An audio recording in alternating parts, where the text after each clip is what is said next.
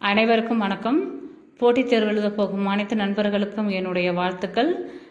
வருங்காலத்தில் ஒரு அரசு பள்ளியில் ஆசிரியராக ஆக போகிறீங்க. உங்கள் எல்லாத்துக்கும் என்னோட மறுபடியும் மனமார்ந்த வாழ்த்துக்கள். நம்மளோட கடின உழைப்பானது எந்த காலத்துலேயும் மிஸ் ஆகாது. எந்த காலத்துலேயும் அதுக்கான பதில் கண்டிப்பாக கிடைக்கும். நம்ம கடுமையாக உழைச்சா மட்டும்தான் அதுக்கான பதிலும் கிடைக்கும்.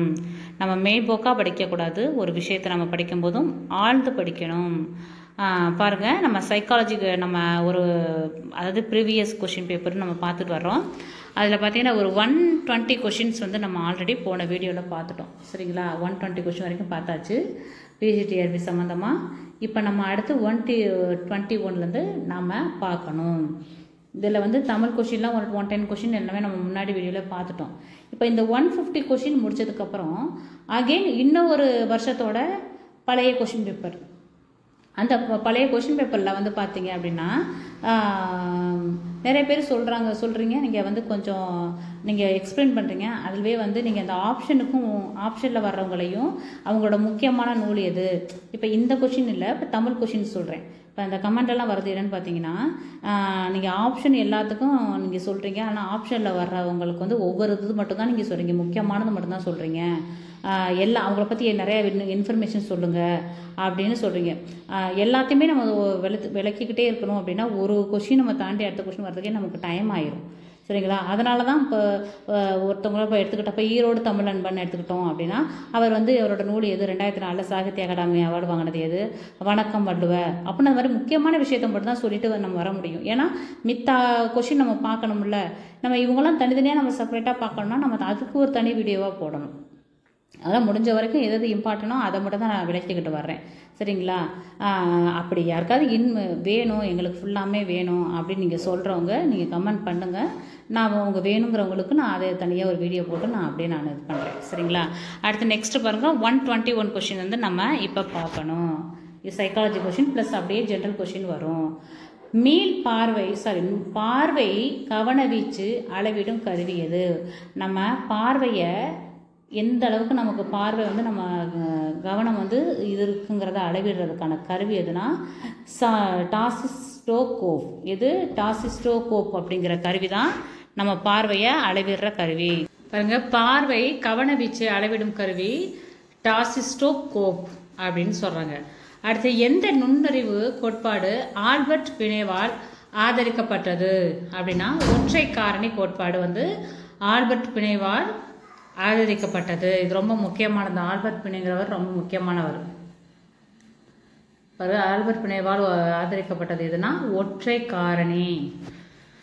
ஆளுமை பற்றிய உள பகுப்பாய்வின் முதலில் தொடங்கியவர் யார்? இந்த ஆளுமை அப்படின்னா சிக்மண்ட் ஃப்ராய்டு வந்துருவார். ஆளுமை அப்படின்னாவே நமக்கு என்ன ஞாபகம் வரணும்? சிக்மண்ட் ஃப்ராய்டுன்னு போட்டிருக்காங்க. இவரோட ஃபுல் நேம் சிக்மண்ட் ஃப்ராய்டு. அடுத்து, காக்னேவின் படிநிலை கற்றல் எத்தனை பிரிவுகளாக பிரிக்கப்பட்டுள்ளது அப்படின்னா 8 பிரிவுகள். காக்னேவோட 8 படிநிலைகள் தான் படிக்கும்போதே சொல்லும் போதே அப்படிதான் சொல்லணும். காக்னேவின் 8 படிநிலைகள். இது ஒரு சிறந்த குழந்தை சாதாரண குழந்தையை விட எத்தனை ஆண்டுகள் முன்னோக்கி இருக்கும் அப்படின்னா 2.5 வருஷம். அதாவது சிறந்த குழந்தை அப்படின்னா ஒரு சிறப்பு திறமைகள்லாம் இருக்கும் பார்த்தீங்களா? அந்த குழந்தைகள்லாம் ஒரு நார்மல் குழந்தையிலேருந்து எத்தனை வருஷம் முன்னோக்கி இருக்கும் அப்படின்னா ஒரு 2.5 வருஷம். கொஞ்சம் நார்மல் குழந்தைய விட கொஞ்சம் 2.5 வருஷம் முன்னோக்கி இருக்கிற மாதிரி அதோட வளர்ச்சி இருக்குமா? அப்போ 2.5. அடுத்து, மனித உடலில் எத்தனை குரோமோசோமுகள் உள்ளன அப்படின்னா நமக்கு 46 குரோமோசோமுகள் இருக்குது. அடுத்து நமக்கு தெரியும் 23 குரோமோசோம் 23 ஆணுக்கு பெண்ணுக்கு அப்படிங்கிறது நமக்கு தெரியும். மொத்தம் 46 குரோமோசோம்கள். அடுத்து, கற்றவற்றை எத்தகைய மாற்றமுமின்றி மீண்டும் அப்படியே வெளிப்படுத்துவது டேஸ் என அழைக்கப்படுகிறது. குருட்டு மனப்பாடம். நம்ம சின்ன வயசுலேருந்து பண்ணிட்டு வர்றது. அப்படியே கடகடன்னு மண்டக்குள்ள ஏற்றுறது, அப்படியே கடகடன்னு ஒப்பிக்கிறது. அதுதான் குருட்டு மனப்பாடம்.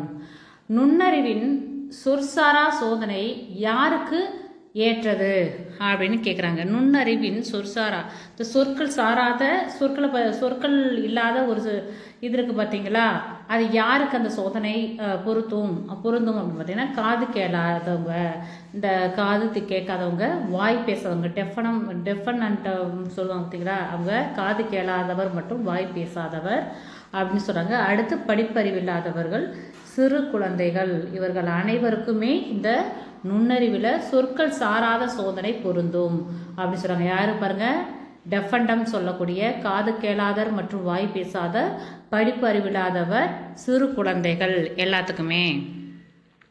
அடுத்து தியரி ஆஃப் மோட்டிவேஷன் என்ற நூலை எழுதியவர் யாருன்னு பார்த்தீங்கன்னா, எல்லாமே என்ன ஆள்னு விடை போட்டிருக்கு. மேன்ஷன்ட், மாஸ்லோ, முர்ரே, ஹல், இவங்க எல்லாமே இந்த தியரி ஆஃப் மோட்டிவேஷன் அப்படிங்கிற நூலை வந்து எழுதியிருக்கிறாங்க அப்படின்னு போட்டிருக்காங்க. ஆல் அப்படின்னு ஆன்சர் வந்துருக்கு. அப்போ யார்?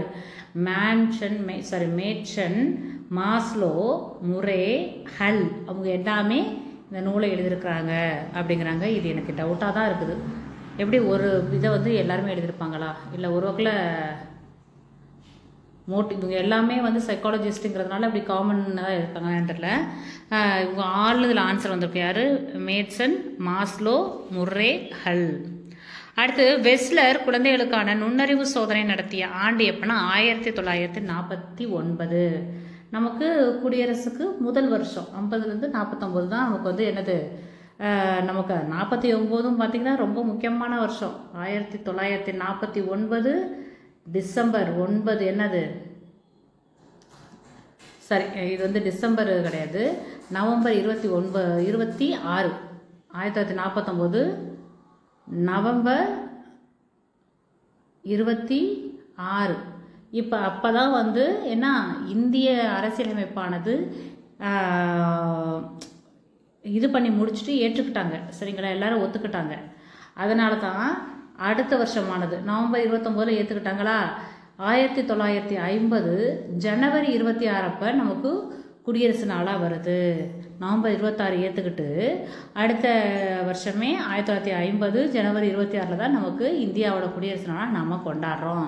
அதான் நம்ம வரலாற்றுலையுமே 49ங்கிறது ரொம்ப முக்கியமானது. நமக்கான சட்டத்திட்டங்களை வகுத்து அதை எல்லாராலும் முதல்ல ஏற்றுக்கிட்டது 49 நவம்பர் 26. அதை வந்து எல்லாத்துக்கும் எல்லா மக்களுக்கும் அறிவித்த நாள் தான் 1950 ஜனவரி 26. அன்னைக்கு தான் குடியரசு நாளாக கொண்டாடுறோம். அதில் அந்த வெஸ்லரும் என்ன பண்ணுறாரு, குழந்தைகளுக்கான நுண்ணறிவு சோதனை நடத்தின ஆண்டும் எப்போன்னு பார்த்தீங்கன்னா 49. ரொம்ப முக்கியமான ஒரு வரலாற்று நாள். இந்த 1955 அப்படின்னா என்னன்னு தெரியுங்களா, அப்படின்னா இந்திய அரசு சட்டம் தான் 1955. என்னடா சைக்காலஜி சொல்லி கொடுத்துருக்காங்க, அந்த நேரத்தில் வந்து வரலாறு சொல்கிறாங்களே அப்படின்னு நீங்கள் நினைக்க வேண்டாம். எல்லாமே நம்ம பரீட்சைக்கு தான் வருது. நீங்கள் அப்படியே நீங்கள் எடுத்துக்கோங்க. எல்லா இப்போ இதாக இருக்க அரசியலமைப்பாக இருக்கட்டும், இல்லை வரலாறாக இருக்கட்டும், இல்லை சைக்காலஜியாக இருக்குது, எல்லாமே ஒரு கொஷின் பேப்பரில் தானே கொடுக்குறாங்க. அதெல்லாம் இந்த மாதிரி முக்கியமான வருடங்கள் மட்டும் வரதை நான் அப்படியே சொல்கிறேன், நீங்கள் நோட் பண்ணிக்கோங்க. ஏன்னா எல்லாருமே நம்ம வந்து தெரிஞ்சுக்கிட்டா தான் இதில் வர வினாவும் நம்ம விடையளிக்க முடியும், அதில் வர்ற வினாவே நமக்கு விடையளிக்க முடியும். இது ஒன்றும் தவறான ஒன்றும் இல்லை, தெரிஞ்சுக்கலாம். 1955 இந்திய அரசு சட்டம் அப்படின்னு சொல்கிறாங்க. சரிங்களா, அடுத்து வந்து வேறு என்னது, இல்லை 56 வந்து ஏதோ ஒரு இன்சிடென்ட் நடந்திருக்கும். 49 சொல்லிட்டேன், ஓகே.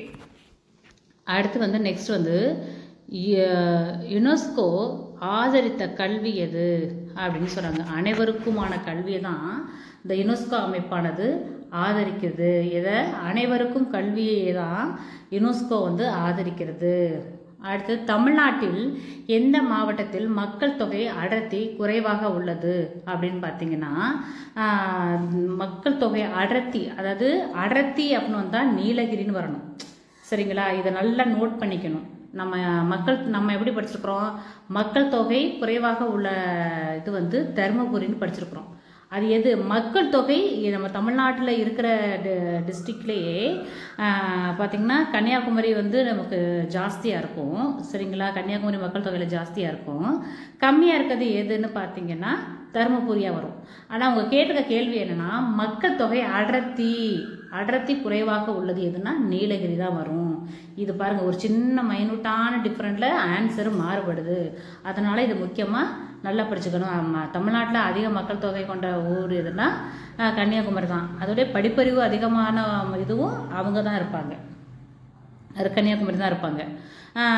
மக்கள் தொகை இடத்தையும் படித்தவர்கள் அதிகமாக இருக்கிறது கன்னியாகுமரி தான். படித்தவர்கள் கம்மியாக இருக்கிறது அப்படின்னு பார்த்தீங்கன்னா தருமபுரி தான் வரும். அதே போல் மக்கள் தொகையில் வந்து கம்மியாக இருக்கிறது தருமபுரி தான். இங்கே மக்கள் தொகை அடர்த்தின்னு கேட்கறதுனால நீலகிரி தான் இதுக்கு ஆன்சராக வரணும். அதில் இத்தனை ஆண்களுக்கு 1000 ஆண்களுக்கு வந்து பெண்களோட சதவீதமே நீலகிரியெல்லாம் பார்த்தீங்கன்னா ரொம்ப கம்மியாக இருக்கும்.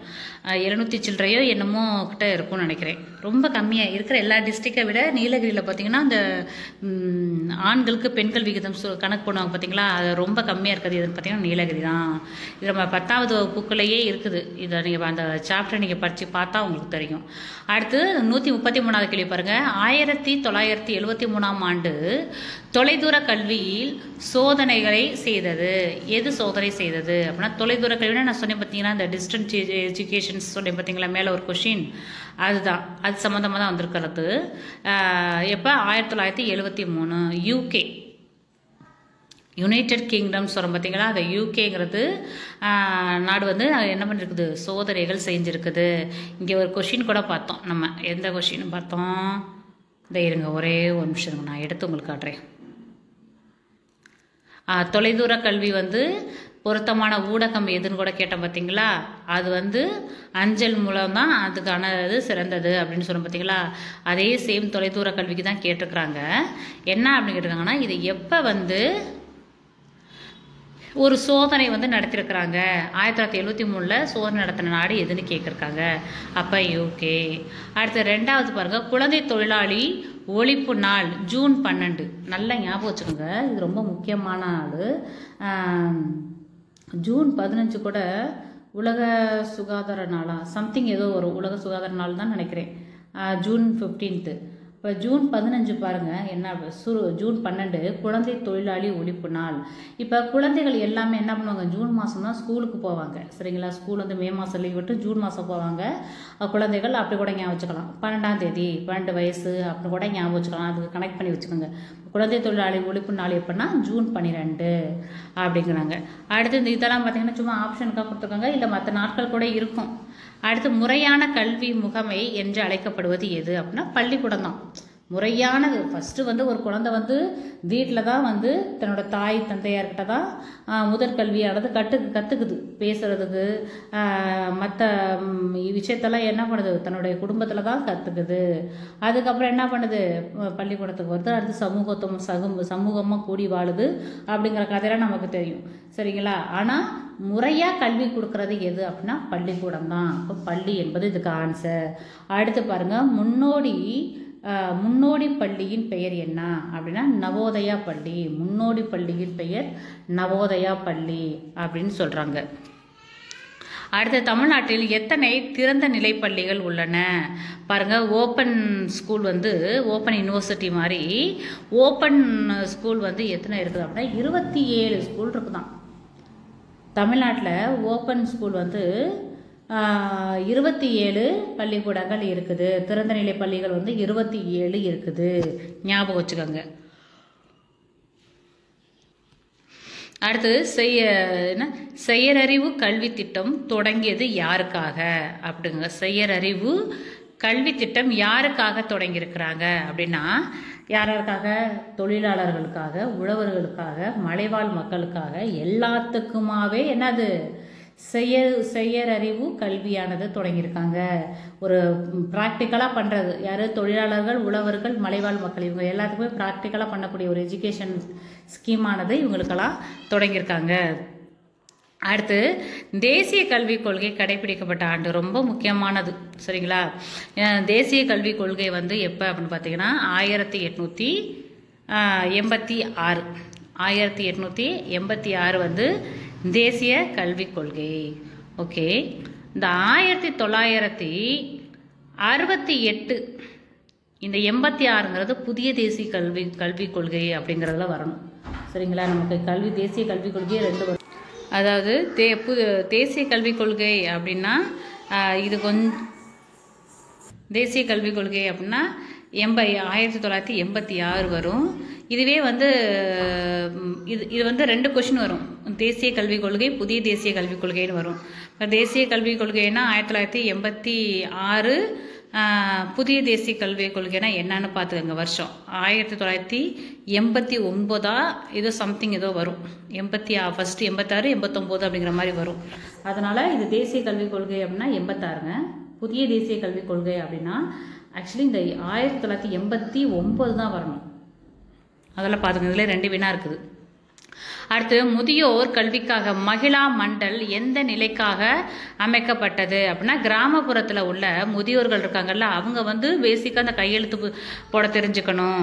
அப்புறம் வந்து என்னது, அடுத்து பாருங்கள், இந்த முதியோர் கல்விங்கிறது மகிழா மண்டல் அப்படிங்கிறாங்க. இது என்னென்னா, கிராமப்புறத்தில் உள்ள முதியோர்கள் வந்து அவங்களோட கையெழுத்து போட தெரிஞ்சுக்கணும். அப்புறம் வந்து என்னது அப்படின்னா, பேசிக்கான விஷயங்கள் வந்து தெரிஞ்சுக்கணும். அதுக்காக என்ன பண்ணுறாங்க, ஆரம்பிக்கப்பட்டதான் இந்த மகிழா மண்டல் திட்டம். அது வந்து கிராமப்புற நிலையில் உள்ள முதியோருக்காக. அடுத்து பாருங்கள், இந்தியா ஹாக்கி போட்டியில் உலக கோப்பை வென்ற ஆண்டு எது அப்படின்னு கேட்குறாங்க. நெக்ஸ்ட் கொஸ்டின், இந்தியா வந்து ஹாக்கி போட்டியில் உலக கோப்பை, தேசிய விளையாட்டு வந்து அதை எப்போ உலக கோப்பையில் வென்றுச்சு அப்படின்னு கேட்டிங்கன்னா 1975, 1975 தான் அது வெற்றி பெற்றுச்சு. அடுத்து வந்து விரிவாக்கம் தருக அப்படின்னு சொல்கிறாங்க. நபார்டு வந்து விரிவாக்கம் தருக அப்படின்னு கேட்டிருக்காங்க. NABARD அதுக்கு விரிவாக்கம் என்னன்னு பார்த்தீங்கன்னா, national bank of agriculture and rural development. அதுதான் இந்த நபார்டு அப்படிங்கிறதோட ஃபுல் ஃபார்ம். பாருங்க, இந்த மாதிரி கொஷின்லாம் ரொம்ப அதிகமாக கேட்பாங்க. ஸோ இதெல்லாம் இம்பார்ட்டன்ட் கொடுத்து படிங்க. நபார்ட்னா N ஃபார் நேஷ்னல், அதாவது NA for national, B for bank, for A for agriculture and R for rural, D for development. அப்போ national bank for agriculture and rural development. Next பாருங்கள், பாண்டியர்களோட துறைமுகம் எது அப்படின்னு கேட்குறாங்க. பாண்டியர்களோட துறைமுகம் எது? கொர்க்கைங்கிறது நமக்கு தெரியும். இப்போ சேரர்களோட துறைமுகம் எது? முசிறி. சோழர்களது காவேரி பூம்பட்டினம்ங்கிறது நமக்கு தெரியும். பூம்புகார், அதாவது காவேரி பூம்பட்டினம் இப்போதைக்கு பூம்புகார் அப்படிங்கிற பெயரில் அழைக்கிறாங்க. அடுத்து, கோரா என்ற புத்தகத்தை எழுதியவர் யாரு அப்படின்னா ரவீந்திரநாத் தாகூர். கோரா என்ற புத்தகத்தை எழுதியவர் யாருன்னு பார்த்தீங்கன்னா ரவீந்திரநாத் தாகூர். அடுத்து வந்து, அசோகரது கல்வெட்டுக்களில் யாருடைய பெயர் பொதுவாக எப்படி குறிப்பிடப்பட்டுள்ளது அப்படின்னு சொல்றாங்க. பிரியதர்ஷி. பாருங்க, அசோகரோட கல்வெட்டுல பாருங்க, அசோகரோட கல்வெட்டுல இந்த பிரியதர்ஷி அப்படிங்கிற பெயர் வந்து குறிப்பிடப்பட்டிருக்கும் அப்படின்னு சொல்றாங்க. நெக்ஸ்ட் பாருங்க, டெல்லி சுல்தான் அரசுக்கு வருவாய்களில் கீழ்கண்டவற்றில் எதன் மூலம் அளிக்கப்பட்டது அப்படின்னா கராஜ். பாருங்க, அந்த டெல்லி சுல்தான் நம்ம படிப்போம்ல ஹிஸ்டரியில, டெல்லி சுல்தானோட அரசுக்கு வருவாய் வந்து இதன் மூலம் தான் அளிக்கப்பட்டுச்சான். கராஜ் அப்படின்னு வச்சுக்கோங்க. கரன்சி அப்படிங்கிறதுனால கராஜ் அப்படின்னு கூட நம்ம ஞாபகம் வச்சுக்கலாம். அடுத்து 147th கொஸ்டின் பாருங்க, வீட்டில் பயன்படுத்தப்படும் குளிர்சாதன பெட்டியில் குளிர்ச்சியூட்டப்பட்ட பயன்படுத்தப்படும் வாயு எது அப்படின்னா ஃப்ரியான் 12 அப்படிங்கிறாங்க. எது அப்படின்னா, நம்ம வீட்டில் எல்லா வீட்லையுமே ஃப்ரிட்ஜ் இருக்கும் பார்த்தீங்களா, அதில் இந்த குளிர்ச்சி ஊட்டப்பட்ட பயன்படுத்தப்படும் வாயு எது? அந்த ஜில்னஸுக்காக ரொம்ப கூலிங் இருக்குல்ல, அதுக்காக ஒரு வாயு இருக்கும். அந்த வாயுவோட பேர் என்னன்னு பார்த்தீங்கன்னா ஃப்ரியான் 12 அப்படிங்கிறாங்க. சேம் இதுலேயே பார்த்தீங்க ஒரு கொஷினா, அடிக்கடி கேட்கக்கூடிய கொஷின் தான் பார்த்துங்க. என்னன்னா, இந்த குளிர்சாதன பெட்டியிலிருந்து வெளியிடும் வாயு என்ன அப்படின்னா குளோரோஃப்ளோரோ கார்பன் அப்படின்னு சொல்லுவோம். என்ன சொல்லுவோம்? குளோரோஃப்ளோரோ கார்பன் அப்படின்னு சொல்லுவோம். அந்த குளோரோஃப்ளோரோ கார்பனால தான் அந்த ஓசோனில் வந்து அந்த ஹோல் இதெல்லாம் அந்த ஓட்டை விழுகிறதெல்லாம், ஸோ அந்த வாயுனால தான் அதிகமாக ஏற்படுது அப்படின்னு சொல்கிறாங்க. அதுக்கு கூட இப்போ மாற்று இதாக வந்து ஒரு இதை வந்து பயன்பாட்டில் இருக்குது அப்படின்னு நம்ம 10th புக்கிலேயே வந்து ஒரு இது இருக்குது. 10வது புத்தகத்தில் எடுத்து பாருங்கள், இது சம்மந்தமானது இருக்குது. அடுத்து பார்த்தீங்க அப்படின்னா 148வது வினா பாருங்கள். ஐக்கிய நாடுகளின் சபையின் தற்போது பொது செயலாளர் யார் அப்படின்னு சொல்கிறாங்க. ஐக்கிய நாடுகள் சபையின் தற்போதைய பொது செயலாளர் யார் அப்படின்னா பான் கி மூன் அப்படின்னு சொல்கிறாங்க. இது வந்து ரொம்ப பழைய கொஷின், சரிங்களா? அதனால் இப்போதைக்கு தலைவர் யாருங்கிறத இப்போ உள்ள நம்ம இந்த கரண்ட் அஃபேர்ஸ்லாம் நம்ம தெரிஞ்சுக்கணும், சரிங்களா? இதெல்லாம் வந்து ரொம்ப பழைய ப்ரீவியஸ் கொஷின் பேப்பர். இதில் முக்கியமாக அதாவது இந்த மாதிரி வினாக்கள்லாம் அந்த தலைவர்கள்லாம் மாறி மாறி வருவாங்க.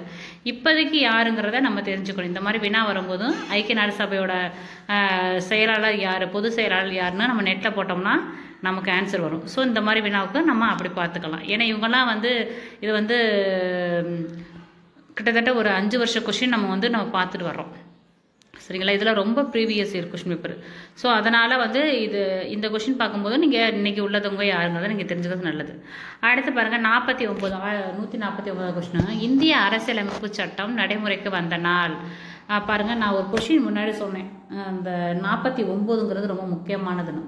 அந்த நவம்பர் 26 ஒரு இது ஃபஸ்ட்டு கொடுத்துருக்காங்களா ஆப்ஷன் பாருங்கள். நவம்பர் 26, 1949 தான் எல்லாரும் ஒத்துக்குவாங்க, எல்லாரும் ஓகே அப்படிங்கிறத நம்ம அக்செப்ட் பண்ணிக்குவோம். அதாவது ஏற்றுக்கொள்ளப்பட்ட நாள். நமது இந்திய அரசியலமைப்பானது அனைவராலும் ஏற்றுக்கொள்ளப்பட்ட நாள் எதுன்னு ஒரு வினா வந்துச்சுன்னா நவம்பர் 26, 1949 அப்படின்னு நம்ம ஆன்சர் பண்ணோம். அனைவரும் ஏற்றுக்கிட்டது.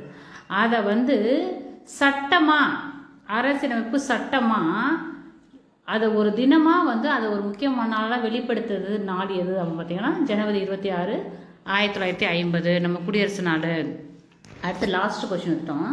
இந்திய குடியரசுத் தலைவரால் எத்தனை ராஜ்யசபா உறுப்பினர்கள் நியமிக்கப்படுவார்கள் அப்படின்னு சொல்கிறாங்க. பாருங்கள், 12 உறுப்பினர்கள் வந்து நியமிக்கப்படுவார்கள். இந்த கொஷின் வந்து சாதாரணமான கொஷின் கிடையாது. இந்த 12 பேரும் பார்த்தீங்க அப்படின்னா ஒவ்வொரு துறையில் சிறந்து விளங்கியவர்கள் தான் இவங்க 12 பேருமே டைரக்டாக அதை நேரடியாக குடியரசுத் தலைவரால் தேர்ந்தெடுக்கப்படக்கூடிய உறுப்பினர்கள். இதில் பார்த்தீங்க அப்படின்னா 2 பேர் பார்த்தீங்கன்னா ஆங்கிலோ இந்தியனாக இருப்பாங்க, சரிங்களா? 2 பேர் யார்? ஆங்கிலோ இந்தியனாக இருப்பாங்க. இவங்க இந்த ப்ளஸ் அந்த 10 + 2 இந்த 12 பேரை என்ன பண்ணுவாங்க? குடியரசுத் தலைவர் தான் தேர்வு பண்ணி ராஜ்யசபா உறுப்பினர்களாக நியமிப்பாங்க. இது ரொம்ப ரொம்ப முக்கியமானது. அந்த ராஜ்யசபா உறுப்பினர்கள் இத்தனை பேர் இருக்காங்க அப்படின்னு இருக்கும் பார்த்தீங்களா, அந்த கணக்கில் இதெல்லாம் வரும். இந்த கொஸ்டினே ரொம்ப இம்பார்ட்டன்ட் கொஸ்டின்.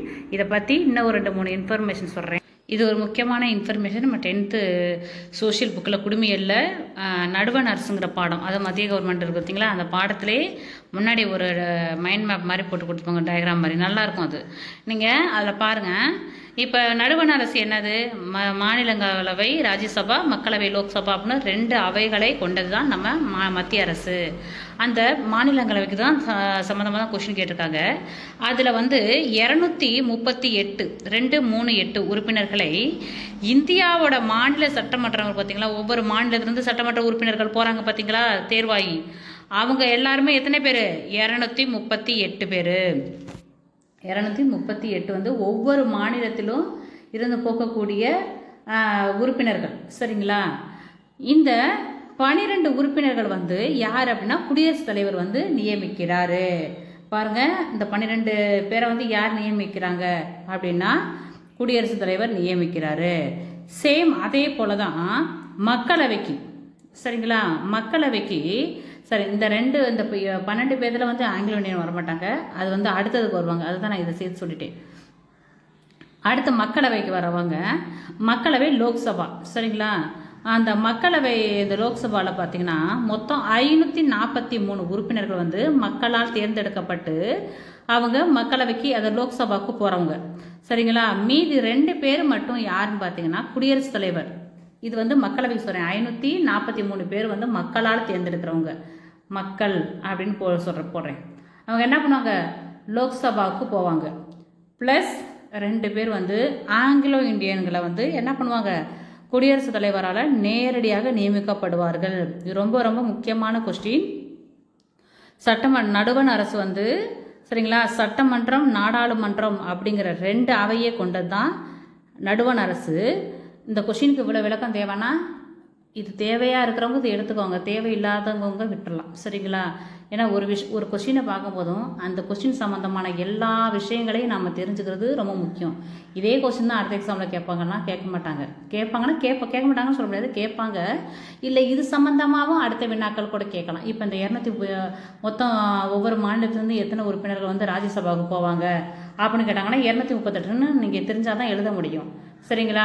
அடுத்து வந்து குடியரசுத் தலைவர் இப்போ தான் இதில் வந்து 238 பேர் மாநிலத்துலேருந்து போவாங்க, 12 பேரை வந்து குடியரசுத் தலைவர் செலக்ட் பண்ணுறாருன்னு நம்ம பார்த்தாச்சு.